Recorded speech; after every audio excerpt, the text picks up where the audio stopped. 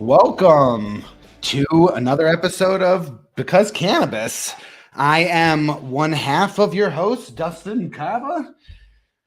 B.C. is not joining us today. We got a little bit of other things that big projects that we are working on the side, and it's just going to be kind of me today.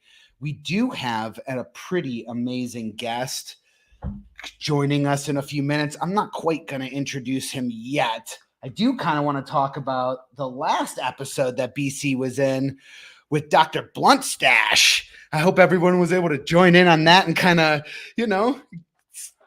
just kind of check out the latest news and stuff with the two guys. It was a pretty good show. And every Friday we go live and you can join us. It has been a crazy, crazy week this week, as you can tell. Pretty disheveled today. But we're going to make it through it. It's actually nothing but positivity and good things this week, but it's been one. So without further ado, I'm actually going to bring in our guest, Anthony, and we'll start talking a little bit. What up? There he is. BC's not here. BC's always missing when I'm awkward. Here. I know. No, you know what, man? He is definitely the voice of reason on the shows. He keeps it moving. Me, I'm more of the passion. So like an intro is like, it's not my passion, but it's pretty awesome. You're doing great. I always just seem to miss BC. So what's up, BC? I hope you're watching. But today we're going to rock it. We're going to kick it down. That's right, man. And for those of you who do not know, Anthony Trav is my brother. He's also a partner here at Wayward Media, and owner of Trav Media Group, a marketing agency out of Ohio. They do things nationwide. So yeah, it's kind of going to be a fun show. We're going to talk about Wayward Media. We're kind of going to talk about what he's up to now, and we're kind of going to talk about, the future of cannabis and marketing and, kind of just our hopes and dreams for what we'd like for the future. So, without further ado, Anthony. What's up, man? Morning, afternoon. Yeah, morning, evening. Afternoon, wherever you're watching, Friday, Saturday, or Sunday. But yeah, that's right. Go ahead. Oh, no. I was going to say, for those of us, who are listening, we do, the video goes live every Friday, but the audio goes live every Monday. So if you're listening on any podcast apps or something like that, like Spotify or Apple, definitely check us out on Mondays. Absolutely. Well, that was a very just intro. Yeah. So, I guess I can't say it better than you said it. I don't know, man. What, partner in Wayward, Trav Media Group, cannabis marketing. These are all big, I guess my favorite part about, kind of having conversations with you is, and even watching you work sometimes, is you have this innate ability to kind of draw the story out of whoever we're talking to, and I actually have the pleasure of working for you with Trav Media Group, building a lot of, websites for, large cannabis companies around the country. And yeah, it's pretty amazing. We'll sit down with a client and, I think more of the technicals and how the heck this thing's going to be built. And when I hear you talk with the client who normally they have a vision, but it's not really solidified and they really don't know how to go about it. And they don't really necessarily know how to verbalize it in the first place. And within a couple minutes, man, you can bring out that passion in them and generally get that story to start flowing. It's pretty amazing. I appreciate it. What about the story? What about that? What makes it so important for you to kind of get them to tell their story? What is it about the story that drives you? I think for me, the story is just the first building block. And I think all of us are natural storytellers in our own regard. Even in our day-to-day lives, like we like to tell each other stories of what we do and the adventures we go on. And now with Instagram and social media, you're still telling the story of who you are. You're curating the pieces of the puzzle that portray to the world, this is me. So I think that's that's what draws me to it. I mean, because my original or still passion, I suppose, is filmmaking and cinema. So that's kind of what rolled into marketing. But there's just something about, like, for me, even movies move me to be better. Like, it's like a simple thing, like a kind of like a Navy SEAL show, like the motivation of that show, or just the feeling of that show will make me feel good and bring it in my life. Kind of like what music could do to you in the same regard. It's like, or like, like you might like watch or Batman or something, and the story arc is about something that is more universal than just the Batman or the story that's happening in front of you. So I think I've always been moved to do what I do and become better by film and narratives and documentaries and storytelling. So I think that's what drove me into movies, which drove me into marketing. And with brands and stuff, it's just, it's becoming your authentic self to participate in the world of customers. It's like networking or dating. It's like, you are the brand, you go out and you talk and meet with people, and you find people who have common interests and common fills. So, because I'm also a musician, so it's just, I bring that up because that's kind of what I did before movies, but it's all storytelling to me. And I think it's that connection with the audience that motivates me so much. Because whether you're playing live music or you're marketing a brand, like I get to work with Melt Bar and Grilled through a company called Wayward Media here in Cleveland. They have just a community of people who are incredibly bought into what they do and their imagery and their messaging. And it's like they're a sandwich shop. And it's like that same energy and that same community is the same a musician gets, or a filmmaker gets, or a play gets, or whatever. So it's that connection with the audience and that ability to inspire the audience to think differently or act differently, or, make change. Do you think that inspiration only comes from like a core truth, or do you think that like, inspiration can be fabricated in some way? Like when I hear you talk about, music and film and stuff like that, it's like I can see inspiration in the actions of what is being done in front of me, and being like, wow, look at how they overcame this situation and whatnot. But I think part of the core of what is inspiring me is it's speaking to some core truth of myself, so it's either something I'm aspiring to be, or something that I know I've struggled with, and to see someone overcome it, or, so if there is, and even with music, it's, there is a core truth that starts resonating when I hear certain music, and it could be a lot of different things. But do you think that, like the core truth is majority important, or do you think that, you can fabricate your way through inspiration? No, I think it's absolutely the core truth, or what we use this term with our marketing is it's the archetypes. Because to me, it's even, because I was just thinking in a lot of detail about this after seeing Top Gun, and I started to think about like what quantifies like a game-changing film, because that, as of now, that's one of the highest box office films now. But it's also like, even when the original one came out, it affected fashion. Men cut their hair more. The aviator shades are going to be back now, and it's like, what are those quantities that make a film, like even Star Wars, what makes that hit that level? And the one thing I was writing a lot in like some notes about was like, it comes down to characters. Like, and that's what, to me, a good story is good characters. It's like, there's movies where like, I hate when the story starts. Like, I love the world they live in. It's like, you have to watch this guy go through shit now just to see, and learn a lesson, where it's like, no, dude, I liked like scummy pirate Johnny Depp and would watch him for 3 hours. But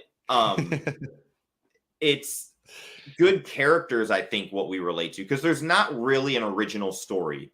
Like, there's the person that a challenge is presented to said person. They accept or don't accept the challenge. They face the journey and hit the result. It's it. It's like, you know, it's like Star Wars is the same as Lord of the Rings, and it's the same as, you know, like if you break them down to what they are, but it's like the thing that separates them is the characters. Like Darth Vader, Luke, Han Solo. It's like that movie is a simple structure too. So for me, it's like the characters, and I think you'll then appreciate this thought is like, that's what's fun with marketing is the characters, the audience. So in your customer, and that's what you build your brand around is like your customer is the cool, awesome character that your brand has, that like you're just providing everything else around that character. I actually love that analogy. I think that analogy could actually be profoundly more valuable to the cannabis industry today, because when I think of the cannabis industry today, I think of a lot of people who want to differentiate themselves, but end up absolutely duplicating some actual other thing. You know, like we see a lot of like the Fruit Loops and like the, you know, like the not only with naming, but with the types of candies, the packaging of the candies, the, you know, the kids' colorful packaging, and, you know, like calling things Skittles, calling, you know, Nerds ropes and stuff like that throughout the industry. And when I think of the way we mimic good product, is it just because good art, you know, that those archetypes are only so many and everything fits in line with it. So it's all within an 18 archetypes, you know, character archetypes. Is it, I don't know how to say this correctly. Do you think that they miss the boat in who they are and who they're talking to because they're missing the archetypes? They're missing that character perspective. Are you saying, just to make sure I understand, are you saying that the brands who kind of just mimic other things, are they missing the boat because they're not paying attention to creating the character of their audience? Yeah, or even, you know, that doesn't necessarily mean that they're unsuccessful, right? You know, so like you could clone something and be extremely successful. You don't have to really be that innovative to create success. But do you think that, you know, the majority of brands that are setting themselves aside in this industry, do you think those are the ones that are seeing the archetypes in that way and their customers in that way? Or do you think they just happen to be lucky? You know, like, do you think that the industry is actually thinking in that way in any capacity? I think a lot of it is. I mean, we work with Grasslands, another marketing agency in the space, and they definitely are big time thought leaders in that kind of regard and how they think and do things. I think a lot of brands are very thoughtful. Just because I saw it today, I actually saw a psychedelic mushroom box that when you flipped it open, it had the square little things you would eat, and like one was like, it said like micro 1, like meditation 2, and trip 3, and it was just like this cool forward thinking kind of design and modern look. But I definitely think people think about I definitely think that happens in the cannabis space. But I think the interesting part about the cannabis space is that sometimes the character is someone who's not convinced yet, because it's like you have your stoners and like people like us who've consumed for a long time, who are bought into the product. We understand it. And for us, we're able to dive to that deeper level of wanting a customized experience, where it's like, we're able to be more picky about like, well, we want to go to the place that's a little more holistic than the MedMen.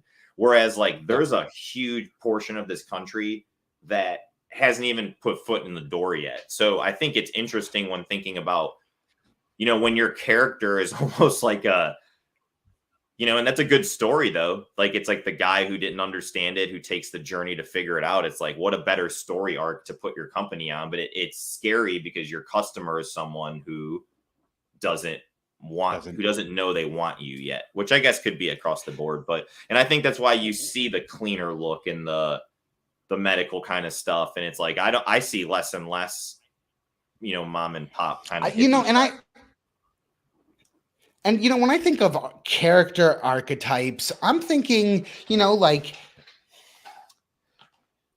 I am thinking of them, and I look at them in the same way I look at like the astrological signs and stuff like that. It's like these archetypes embody a majority of certain traits, and then that doesn't mean that they don't embody other traits as well. There aren't secondary core truth that are coming out that don't always fall in line with these things. And so, it's not saying that, there are different types of customers, and when I think about the different, the couple ones offhand are like, you got your social mavens guys, like these are like your 3%ers, man. These are the guys who, are like, they are on the forefront of technology. They experiment themselves. They do a lot of research and development. They aren't afraid to try new things.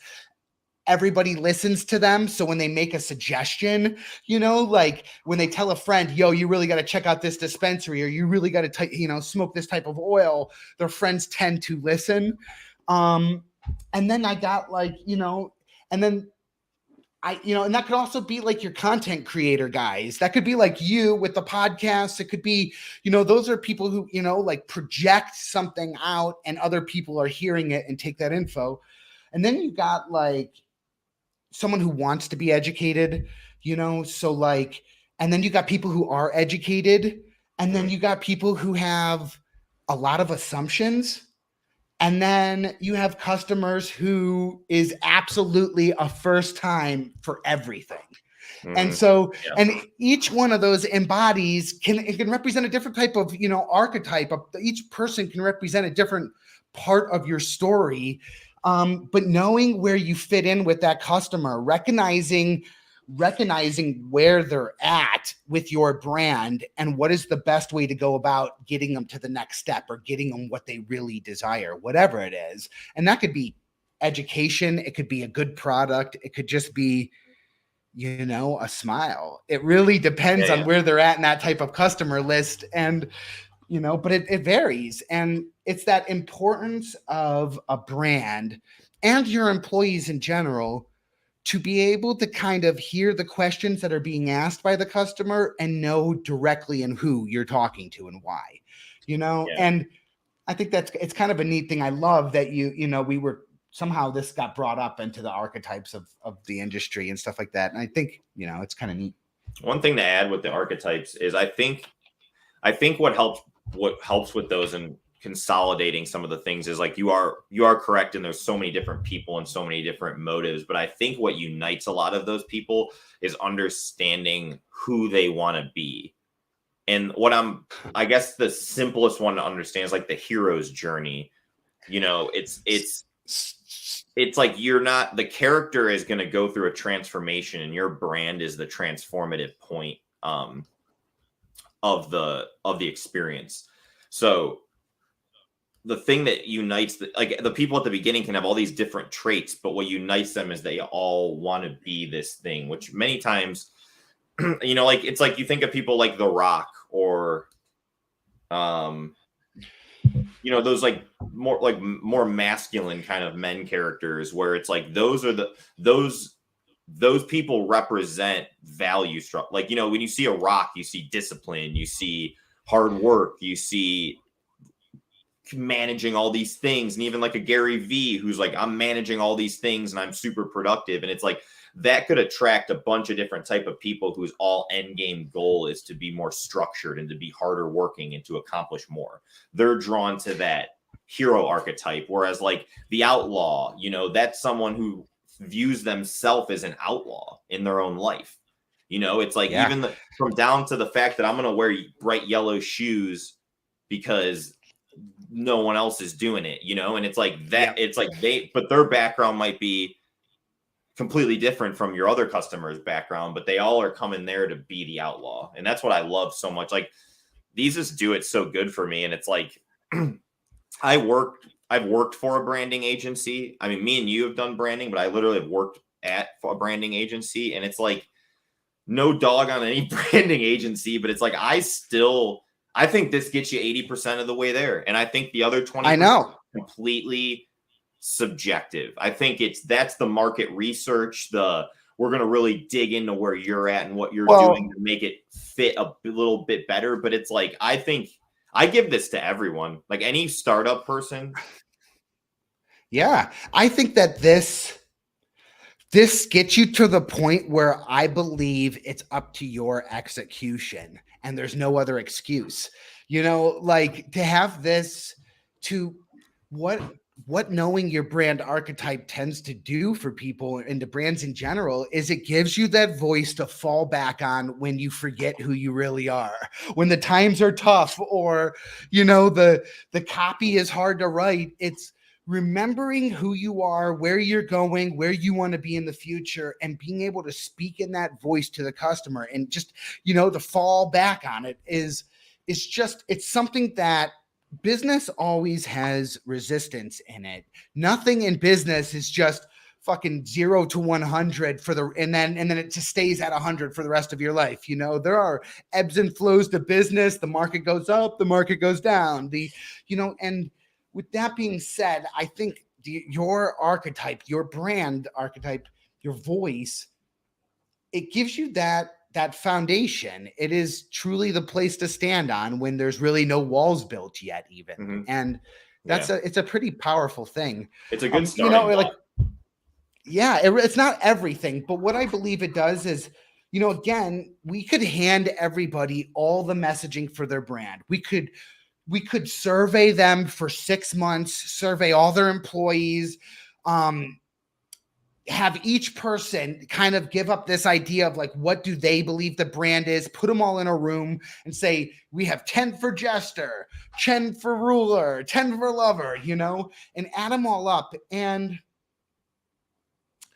you know, I think that it's how do you help, you know, once the brand finally, after all the surveys, after all the work, after really dialing it down, and they pick one archetype to talk in, one voice, how do you think, you know, like, is it, I'm all jumbly today.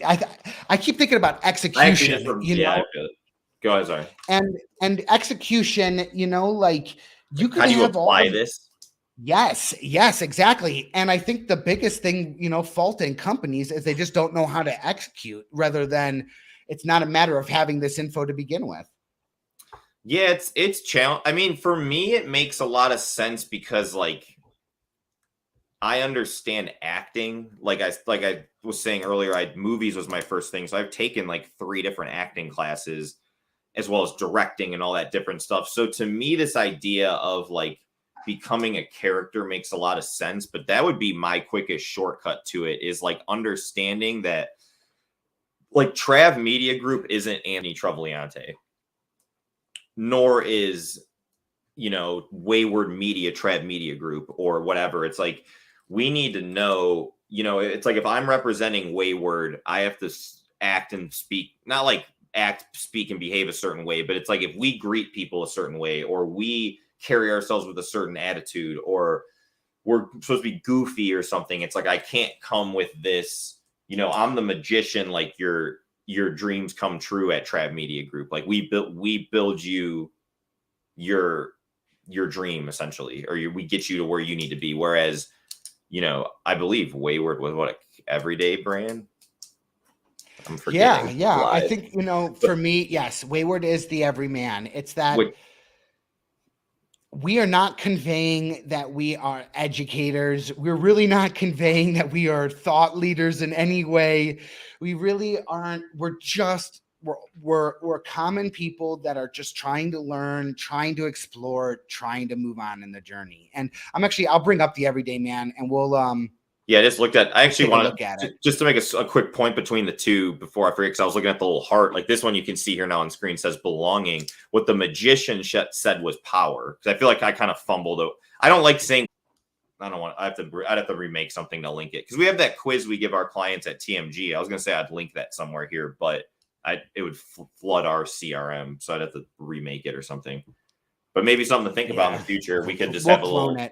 Yeah, or something. But we like, there's even like we've even boiled it down to like a 2-step question that you can ask yourself that give you one of these that may not be the deepest dive, but it's like within a minute you can find out kind of what stratosphere you belong in. But anyway, let's go through these a little bit. Yeah. So I'm sorry, I hate putting my oh no, I lost Dustin. So it's just me solo. So let's talk, Brad. Oh, here he is. He's back. I was ready to take over the ship. I was like, all right, let's talk. The show is rolling out. Okay. Wow. It is one of those days here at That's Wayward how we Media. roll, though. Like, I mean, That when you is. rewatch this, you're going to see how quick I jumped into the driver's seat. This is fucking So, you know, Bravo team over here. So, you know, like, I think that, and this goes even with, you know, again, there are these character archetypes in movies, in branding, in literally in every facet. Your everyday man's Bob from Bob's Burgers. Yes. The magician is Johnny. I don't know if it would be Jack Sparrow. You know, the magician is literally like a Gandalf who's a magician who gives power and gives the power to someone. You know, it's like the jester is the fool from Hunchback of Notre Dame. You know, the ruler is your. This is the only thing that comes to mind. I don't mean to bring him up to comp. I can't even think of the word I'm going to say. Kevin Spacey from House of Cards. He's going through lawsuits now. I didn't want to bring him up in poor taste, but he's the first person I thought of. But like the ruler, the president, any like general figure, you know, like the hero is your warrior, your gladiator, your, you know, anyone. The lover is your romance. Your any character in a romantic kind of movie. Explorer is your sage is like your teachers, your professors, your Yodas. You know, your Yodas. So it's like it is like it's all out there. You know, it's weird. Like in a world where we're very thoughtful about standing out and being special, we've often forgot how simple it really is. You know, it's like. Yep. And like you said, it's like you don't have to wake up every day and like meditate and be Yoda all day to be a sage. You can also have other qualities, and you can also channel, like, not to get in psychology use of these, but like characters can channel these. You know, it's like your brand can even channel like these in certain campaigns or something, or certain, you know, it really like it's like James Bond is the hero, but he's also the lover. You know, he's the guy who goes in the. Go ahead. We were talking about that idea of you can house a majority trait and still have some of these secondary things that come out. You know, you could be the hero and still be a bit of the lover at the same time. And brands can do that too. And recognizing at which platform you're speaking on and in what voice you should be talking to on that platform. And you know, I think that like you've hit the nail on the head. This doesn't have to dictate every single thing that you do. It's helped to just, you know, fall back on it when you need it the most. I think the key to think about is like the goal is not to mix them. It's to remember what your character's trying to accomplish. So like we'll stick with James Bond. If he's trying to romance a lady friend and be a lover, but he comes out tossing frisbees and telling jokes like the Joker or the jester and trying to seduce her at the same time, it ain't gonna work. And you know, vice versa with other things. Like you can't. If Yoda was sitting there, you know, like exploring and running around trying to be wise and doing dumb stuff, it's like, or being the outlaw in a gunfight trying to tell you his Yoda lines. It's like you're not going to take him seriously. He doesn't have that presence and that character and that walk that define his character. So when you're bouncing between these, you know, or utilizing them, think of that, you know, think of like, what is my goal right now? Like if I'm you know, I guess we'll tie back into cannabis for some additional value there. If I'm a cannabis brand and my goal is to educate people, you need to stay in that sage realm. You can't necessarily dip into certain other ones. And there's always like, because I'm thinking out loud to myself, but it's like, you know, you can't educate with comedy. So that wouldn't be an argument that you're being a jester and a sage, but it's like, you have to be very, you know, you don't want to like, and I guess a better example of a bad mix there is like, if you're trying to be a cannabis education brand, don't promote not true and tried on like truth. Don't promote the new study. Italy Yes, that you is hit the nail on the enforcing head. there, because that's too outlaw, That's right. And we talked about it's almost going against your core truths. Your core truths help define those things, and you will know what resonates with the core truth. Again, if the core truth of what you do is we save lives because of the thing we do, like this device that we manufacture has saved 250,000 lives a year.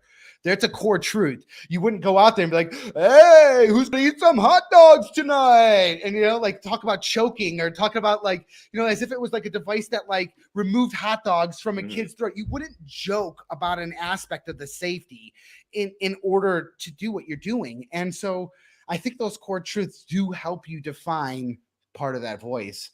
I think it also defines your mission. And it's like that's one like as you know, but I'm a huge Disney fan, and it's like what Disney and Pixar do so well is they define stories down to very small sentences. And it's like that's the kind of thought I've taken into branding and video and websites. I was just having a conversation today about a website landing page that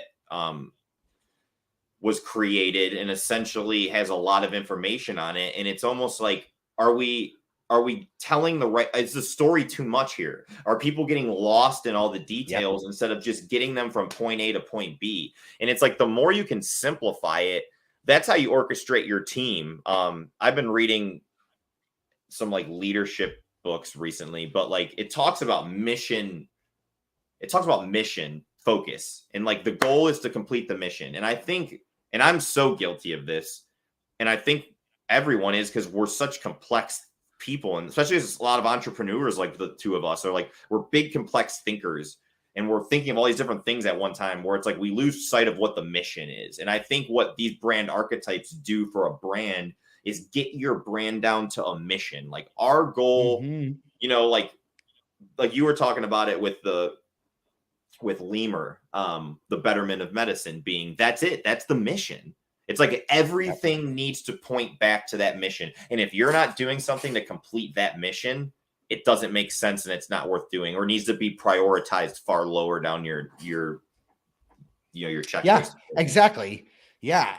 And that, I mean, again, if you're in a business, you're not always going to be there. You hope at some point you can walk away for a little bit, or you hope that like it doesn't consume you or own you instead of you owning it.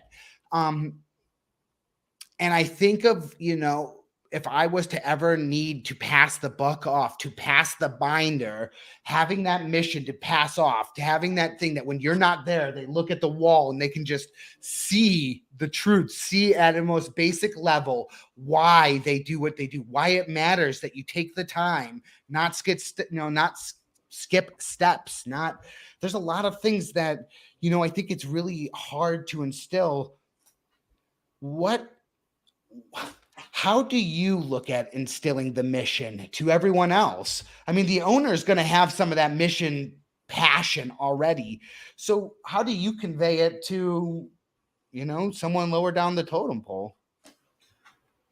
I think a huge part of it's communication and clarity. I think even to someone who sets what the mission is, they don't understand how to explain it properly. Like I definitely don't in my own life to some regard.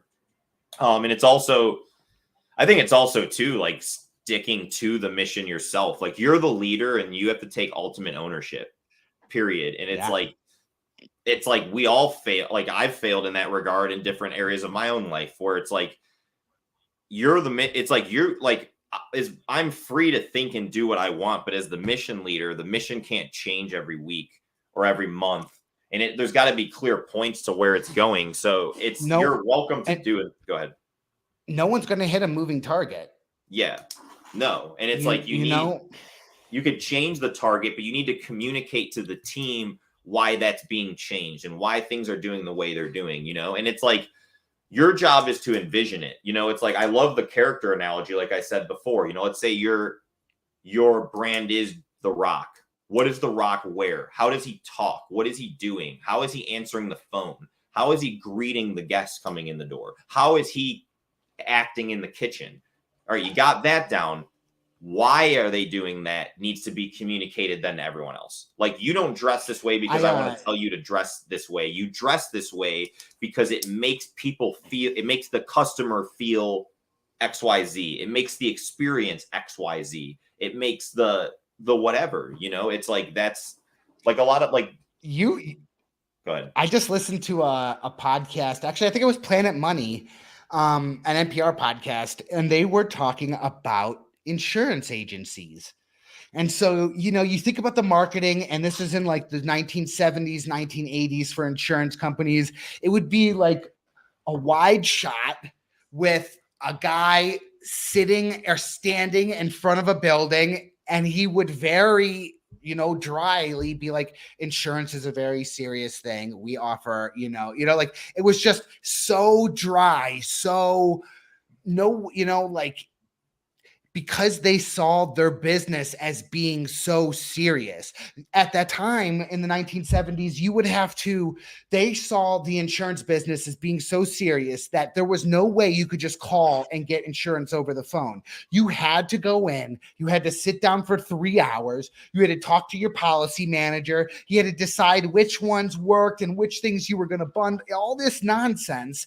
And it was because they kept seeing it as that seriousness. And then later on, they would do commercials like, you know, it would have like kids like crying, like, you know, and then all of a sudden it would be, I'm sorry that you're not going to see your dad this Christmas because he's dead. You know, insurance is and it's like they, you know, they would hit you in another way. And then a company came out and changed the whole thing. And what they did was they created a mascot, and that mascot was a gecko. And that gecko happened to sell insurance. And when they created that gecko was not only supposed to only run once and had, you know, some dumb luck that made him be able to run again, but it was that whole personification of who is this gecko?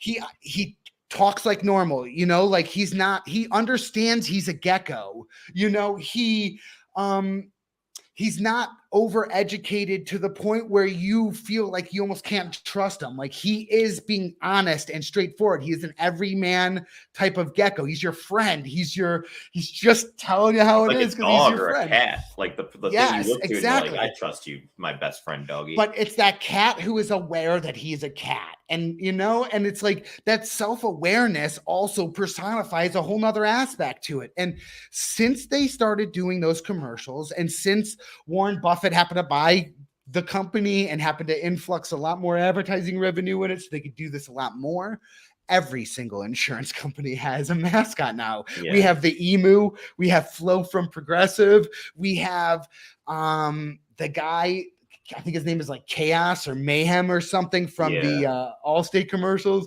We have, you know, the list goes on, and the whole industry shifted to how they saw themselves. So I like that idea of like knowing who you're personifying. What are those characteristics? And I think that simple as just knowing really, you're self-aware. I think the insurance industry is such a great example of that, because like, a couple thoughts I had while you were talking is like, one, like, it's stupid to think a fake gecko makes you buy insurance, but what that gecko makes you feel is trusted. Like we were just saying, it's like, he's that cool gecko. You could like, I got you, man. And then same with Flo. Flo is like kind of bubbly, and it's like Mayhem is the idea of like the stress that causes you. And it's like, but back to kind of what you asked me first, why, like what, I don't know how you worded it, but like what got you in the story? Why do you think that way? And it's like, and I mentioned how movies simulate me. It's like, look what a fake character does to an industry. It does way more than you spilling your you know, telling everyone what you're doing, highlighting yourself. You know, it's like a funny thought I thought of the other day of like, and I'm so guilty of it, and I think everyone falls trapped to it because it seems like it makes sense. But that like expose mentality, it sucks. It's like you're the guy out on the beach, like, you know, like, look how big and muscular I am because I work out all the time. It's like all the girls are gonna think you're a douche, and all the dudes are gonna be like, this guy sucks too. Or like, you know, it's like you're not actually gonna be an approachable person or to some you may. I guess that's a completely Well, subjective. that's another thing. Is there is a point where you can oversaturate your message to where they start resenting you for it, or that you could be out there for long enough and for like you're out there for 3 months and they're like, this guy should have been gone, after 2 days, and he's still out there. Or And if it's you're like, the person, if you're the customer and the character and you feel insecure because of that guy now, whatever that guy has to offer you, even if it solved your problem, you're not going to associate with that person. And it's like, did I ever tell you the Zelda thing? About I believe you have. I'm not going to say another thing, but I do want you to talk about it because I think it is an amazing analogy. Yeah, I will. And we can link the video because I think Growbots sent it to me. I don't even want to say I've found it. So shout out to Growbots, but actually shout out to Growbots. They have a really great program for their size. But essentially the Zelda story, if I remember it correctly, is how you're supposed to sell your product is you're not supposed to. You can't insult the main character or your customer. You can't. So they use the Zelda example that the game, you have the game and you have the main character who has a sword and they have to go kill the boss at the end and save the princess. The end. You, as the character, are completely this is the way you should be selling.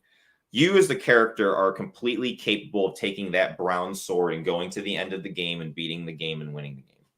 I, the company, as the wizard, happen to have this gold sword that would help you beat the game faster and win the game quicker, even though you're capable of doing it if you buy the sword.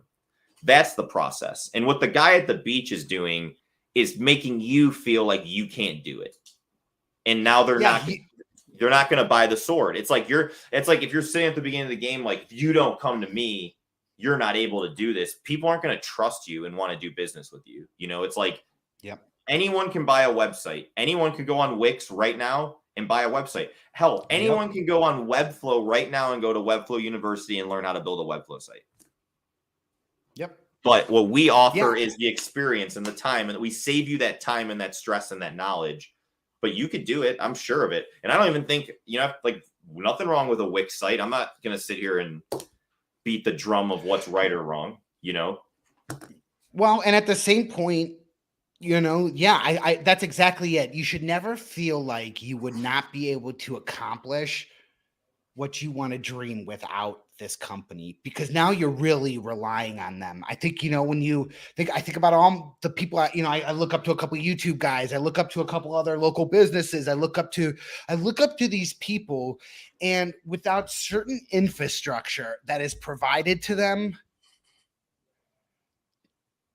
they just wouldn't be able to do what they do, And I don't like that feeling of like, I can't do me. I cannot complete the goal or the game without that master sword being given to me. And it's like that personal empowerment that one business is the greatest equalizer in this country, and you 100% can figure out every aspect of it. In fact, most small businesses, even the ones that are super successful, I am amazed at how they got to be so successful. So I know that it is in most people's capabilities to be able to do something like that. And to recognize it and be empowered over that idea that there is absolutely nothing that they cannot accomplish, and accomplish relatively quickly, considering. But there are tools out there that can help you beat the game quicker, help you get to the end goal faster and without as much stress. And that's where, I guess do you think it's just a networking thing, or do you think it's a product thing? Do you think it's everything? Like, is it your network is your net worth, or is it that your product, you need to have a good product that you stand behind in order to succeed? I mean, it's a bit of both, I'm sure. It's more selling. Like, for me, it's just like, I feel like we're the path up the mountain that's like quicker, but it's like, hey, you're still gonna have to walk and you're still gonna have to climb and you're still gonna have to crawl over these things, but it's like, this is a faster way for you to get to the top of the mountain.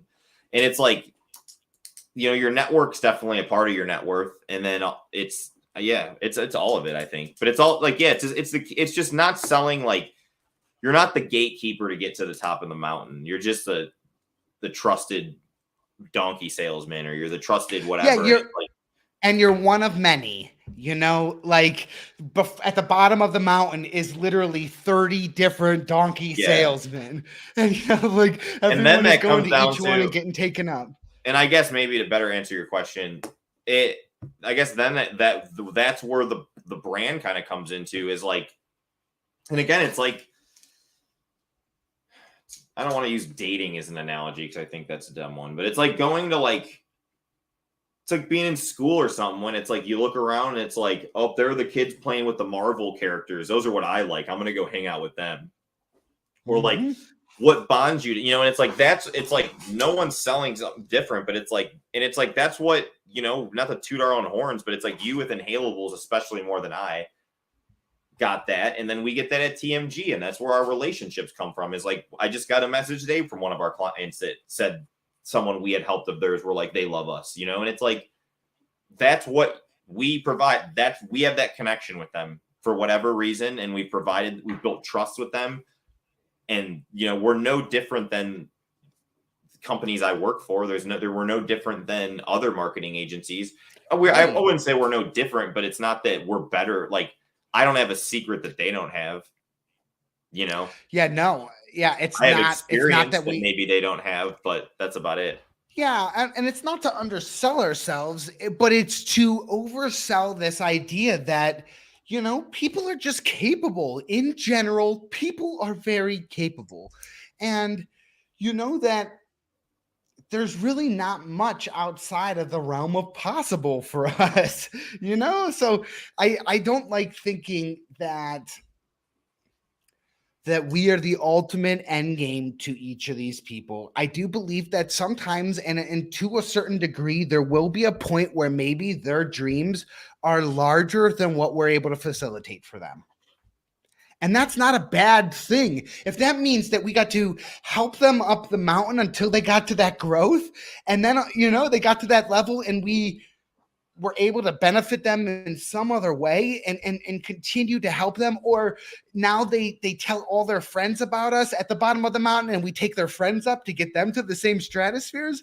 It's just, I think that staying humble, staying true to your truth, staying honest to your process with the client, and allowing them to tell their story all facilitates into that same thing of just like what it means to work with a good client, what it means to really be in the right place, working with the right people in this industry. And like, I was going to say something and it sounded worse than it's going to come out and be so lame. But I was going to basically say, like, be yourself, to the sense of like,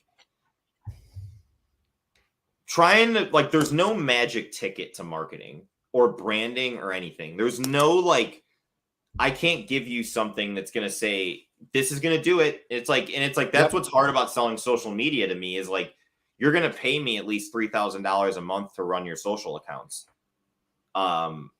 That could mean nothing. And I'm not saying it would or wouldn't, but it's like, it's not going to go, okay, now I've invested this much money. Tomorrow I'm going to have 300 people in my restaurant or my head shop. It's like in years of time and building that audience, you're going to create a communication channel that you've invested a lot of money into, that now pays dividends, that now you can use on sales and on certain messaging and different things of that nature. And you can retarget and do all those things, but that takes an upfront investment. But nothing is the magic ticket. So it's like, I think the magic ticket philosophy, and this is where be yourself came from, I think the magic ticket philosophy is the same philosophy as trying to keep up with the Joneses, as they would say. Like, oh, everyone's got the blue Nikes, I got to go get the blue Nikes. Oh, everyone's got this, I got to do this. And it's like, you know what? That person never wins. That person is always playing catch up to try to be that popular person. When it's like to even use people as popularity, the people we look up to are the people who are just authentically themselves.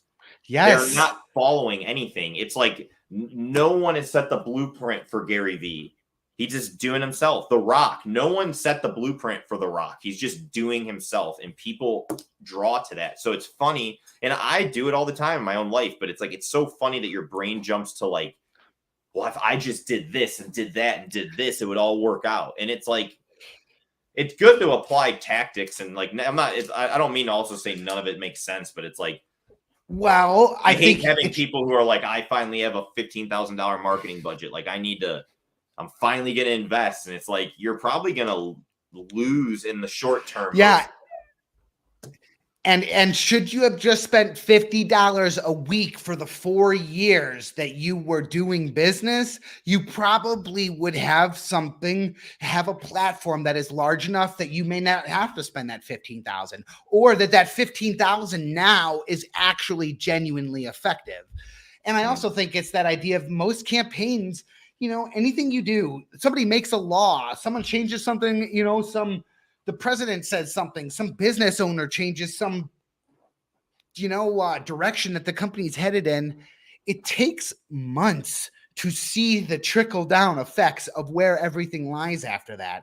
And so in order, to do a marketing campaign, to spend $15,000 and know that it's only part of the learning, you're only gathering this info in order to make the next 15,000 work a little bit more efficient. It's a tough sell, but it's an important concept to get. And I just thought of this and it got me fired up, but I now have experience doing the same thing for a company that makes $60,000 a year and one that is about to turn $1 million. I have been in the driver's seat both times of running ads, doing landing pages and all that stuff. And I will tell you that the success rate is equal, other than the amount, like, and it's not that more money or not's being spent, but it's like having that money and having that growth and income power still means not that much more to just the regularity of it. That's why, I mean, originally it's like, we're kind of very head down on websites right now, but it's like, I was originally a content marketing agency because my background's in video, which I still do quite a bit of video work.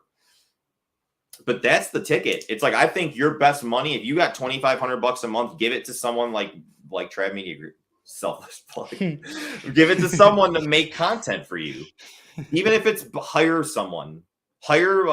person in college for $1,700 a month and be like, you make content for me all day. It's like, I think we've had some good chat here, and I'm thinking of like, if we had someone, or if I or you went in and clipped this thing up, it's like, you have 10 good clips for me. You can make, I'm not even. I just wrote a friend yesterday an email, and it was essentially that. It was like, listen, dude, you do an amazing show. Your product, the info you're giving, the motivation, the background into your life, the education on how to do what you're teaching them how to do.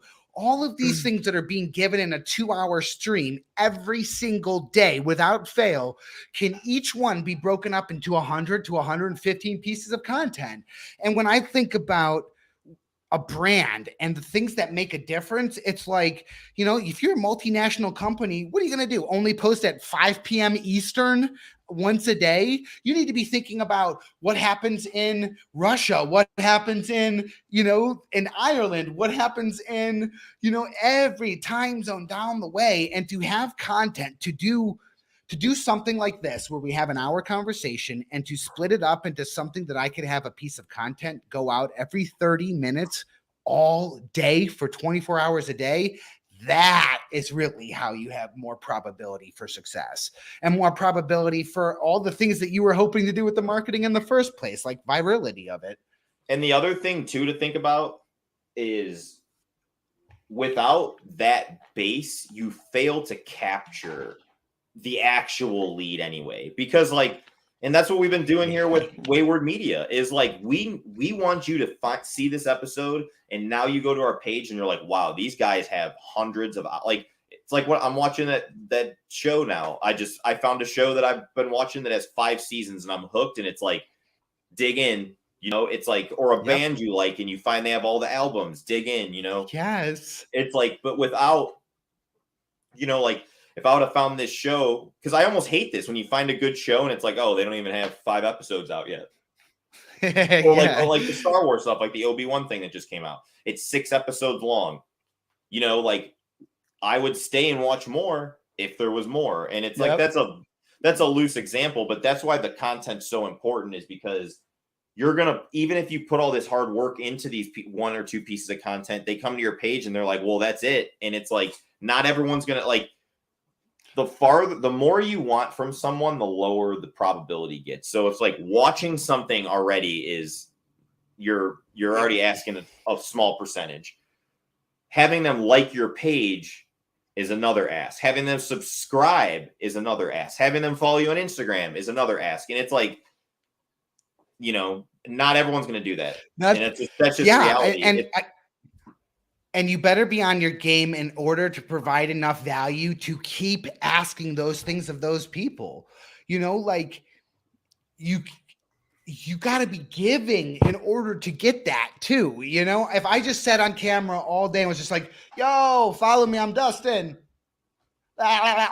Follow me, I'm Dustin, you know, and I just made faces and just kept saying, you know, like there's no proposition there. There's no real reason for them to come back once they've already done the thing you've asked for. Mm-hmm. Whereas, you know, I think I like that idea. I think, you know, you're right. You're absolutely right about that. Is, you know, you are asking them a lot, actually, especially when the time is the most important and most valuable resource right now. And you're up against a lot of people. Like, you know, there's a lot. That's what's scary about starting, is like, there's ideas I want to get into that I'm really passionate about, but it is a bit daunting because it's already done. It's like, just an example. Like I've wanted to do a travel blog since I've been 18. I keep pushing it off. I'm rounding 30. And it's like, I still feel like I should do it, but it's fucking daunting. And it's like, but then on the kick side, if I'd have done it 10 years ago and I was here now, I'd probably be sitting in Cancun making money off my travel blog. But, you know, it's like, it is daunting. It's like, so, but it's like, as daunting as it is, I don't know, consistency is huge, quantity is huge. You know, it's just do it, you know. But to your point, like, I've been trying to get more on TikTok and stuff, and it's like, the motivation in me is like about to just like, sometimes I'll just pick up a camera and talk to it just because I want to do something, but it's like also like, you know, what am I really giving anyone in that moment? You know, it's interesting. I myself still suck. I'm preaching some shit that I don't do, and it makes me mad. I just wrote all these things down today. Like I'm revamping. Once we get through this workload we got, I'm reorganizing my personal brand. I was looking at templates today on Webflow. It's all. I'm rambling. Okay, so the big question is quality or quantity with marketing. Which one's more important? If you had to pick one, which one would you do? I don't know. This is a tough one for me. I would probably I'll give, if I have to pick one, I would probably pick quantity, and that's because quality is super subjective to a lot of people. And there's variables to me, and I hate to say that, but it's like some of the best videos I've ever seen and gave me the most information were literally some guy on a phone, like I'm out here, yep. I'm working hard. Like, it wasn't some, you know, and it's not that I haven't seen shit in a studio that was awesome and that moved me, but it's like knowing the production of it. You know, for me to sit down, if I have an idea, I don't know. It's just like even crappy webcam videos are some of the best stuff I've seen, and like it's just like that. That's a thing. Also, too, quality is going to get better. Quality gets better with technology, which I think gives you a learning curve. So it's like the iPhone 13 is sick. I have the 12, but I use the 13. It's crazy quality stuff. You know, and so many people have that right in their hand. But the other reason, I think it's like a scale that I think it's like a what if statement. Like, if I am producing no content, then quality wins. If I've been producing content for a while, but I'm getting stuck, or I might have said that backwards, quantity wins. Quality then starts coming into play, because it comes into something you said earlier, which is like having the infrastructure. You know, it's like Gary Vaynerchuk can pump out 64 pieces of content a day because he has a team that works for him. it's like you could do it, I could do it, but it takes a lot of time and it just takes a lot of energy. And if you have that time and that energy, it's very possible. But the reality of something that's starting, whether you're a business owner or whether you're a side project person, if you work an 8, 9 to 5 and you only have 4 hours a night, you have other things you have to accomplish too. So I think popping open your webcam and doing this is I think like an example is here. Like we talked before we got on air, but I usually have a camera that's a little more of quality of yours. I just don't have set up due to some technical issues, but I'm running on my laptop camera. But I think what we've talked about today is very valuable. And it's like, I think there's things in here that would help a brand that no one's going to go, Anthony's camera was 720. Right. You know? So, but also like, let's just break it down while we're here. It's like, I did do some things to give it a boost. I have this screen that's blowing me up a little too much, but I have a white screen on my other monitor. And you have the color in the background. Yeah, and I have that, which like when I sit a certain way, it looks really cool. I have my coasters in the back. I usually stream on Twitch this way, and I have like Funko Pops and an on-air sign. So it's like I spent probably $200, but I guess you could do it for way cheaper. But I probably spent like $150 on some things, and that light was 2 light bulbs, and you know, it looks. I look better than I'm not sitting on my porch in the backyard or having a gray wall behind you. I put on a dress you. shirt. I put on a dress shirt. I did my comb my hair back. It's like quality. I think these are all fucking jabs at me, man. No way. I think fine. What's wrong with you? I think combing your hair, things behind you. Yeah, but your hair like looks good the way you keep it. Like my hair, like it's like all crazy. I literally had a boss. I had someone I work with like mention not having my Einstein hair. It was called, and I was like, "What are you talking about?" No, but you like still you're lit well. You have a nice camera. Like you have headphones on. You have a plain background. It's like you're not sitting in your laundry room on your web phone. No, I feel so bad. Funny. No. But it's my homeless sheep, like, man. That's what it's the look I go. And it's like you even have your like set up with your phone. It's like point being is quality can be increased a little bit even with a little bit. Because I have my mic here. Fuck, I was gonna say another point and I forgot it. But yeah, I think as you can afford quality. You know, like, I don't know, like, because, like, I hate to keep bringing up Gary Vee. I just think he's, like, the staple of this. But he pays a dude to follow him around with the camera. And it's, like, the camera he has is a Sony A7S II, I think. And that's, like, what we use on set. And it's, like, it looks good. It picks up good light. It's, like, it works. You can plug in audio. You can plug a lavalier right into it. Yeah, I think that even increasing the quality should only be done when it can be done efficiently. So I've seen a lot of people who cannot get content out quick enough because they just care too much about every single thing being perfect in it. And I think that when I do buy new tools, when we and you know, when I buy a new camera or I buy a new lens or you buy a new lens or whatever the hell, the equipment that we purchase to use in our day-to-day, you know, workflow, it usually has to add some form of efficiency. It better make something quicker to do. It better make it faster to set up or save me more time breaking down. That's just true. Export faster or whatever the heck it needs. But it better be doing something to make my workflow quicker, or else the value of the quality isn't. It doesn't matter anymore.